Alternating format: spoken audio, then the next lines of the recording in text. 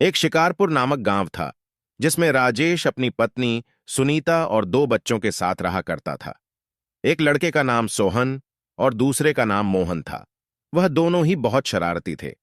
सब गांव वाले उनसे बहुत परेशान थे और डेली नई नई शिकायत उनसे पिता के पास लेकर आते।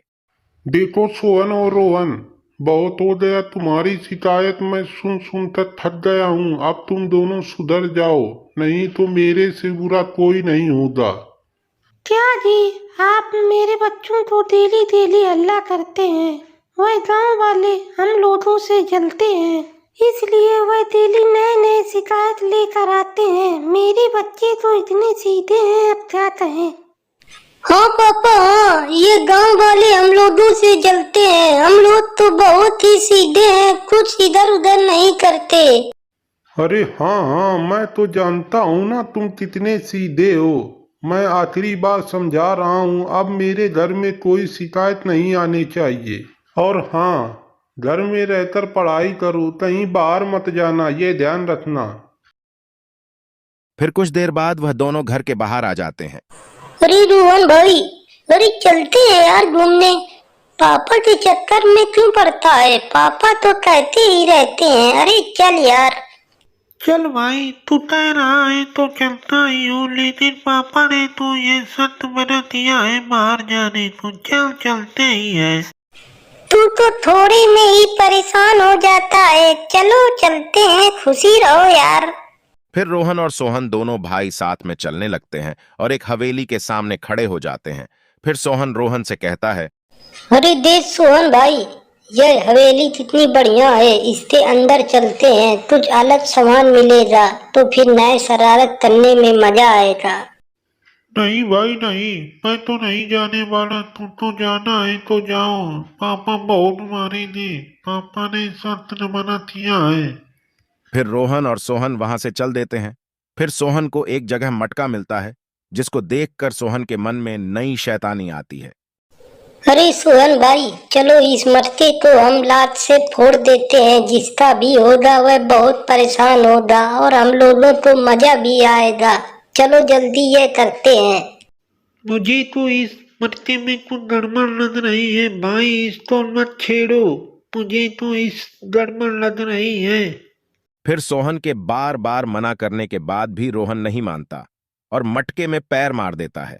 फिर अचानक से मटके से धुआं निकलता है और अचानक से एक वैम्पायर निकलता है और वह जोर जोर से हंसने लगता है।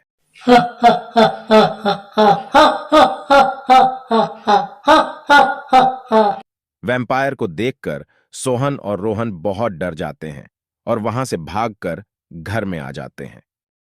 अरे मम्मी जल्दी दरवाजे खोलो, मम्मी जल्दी दरवाजे खोलो, जल्दी आओ मम्मी।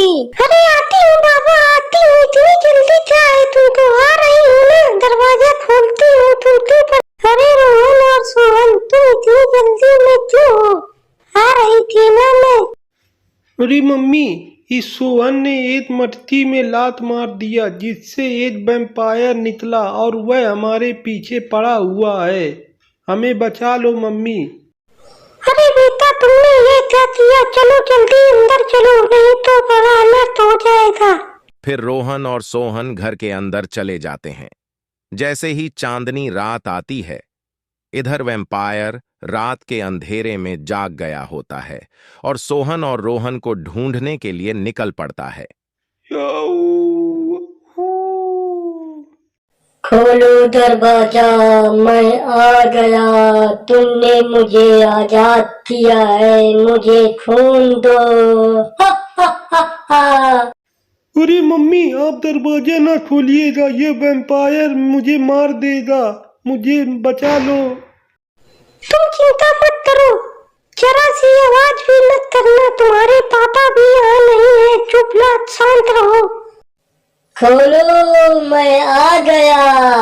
मुझे खून दे दो। हा हा हा हा। फिर बहुत देर तक वैम्पायर चिल्लाता रहता है, पर किसी की आवाज ना सुनाई देने पर वह वहां से चला जाता है। इधर सोहन और रोहन के पिताजी आज काम से देर हो गई थी, इसलिए बड़ी तेजी से घर की ओर आ रहे थे। फिर अचानक से वैम्पायर सामने आ जाता है जिसको देखकर वह बहुत डर जाते हैं। अरे अरे अरे, तुम कौन हो भाई? भाई कौन? मुझे मत खाना, मेरा एक परिवार भी है, मुझे छोड़ दो। अरे तुझको मैं कैसे छोड़ सकता हूँ? बहुत दिन बाद तो मुझे खून पीने के लिए ताजा ताजा आदमी मिला है। अब मैं तुझे खून पी जाऊंगा। हा हा हा हा। फिर सोहन के पिताजी का खून वैम्पायर पीकर वहां से उड़ता उड़ाता चला जाता है और सोहन के पिताजी दुनिया छोड़कर चले जाते हैं। फिर अगली सुबह रामू और भोला वहां से तैरने के लिए निकलते हैं। फिर सामने देते हैं कि सोहन के पिता जमीन में मरे पड़े थे। अरे भोला भाई देखो, सोहन के पिताजी यहाँ मरे पड़े हैं, अब उनके परिवार का क्या होगा? चलो रामू भाई, हम लोग घर में खबर कर देते हैं, भाभी को बता तो देते ही हैं।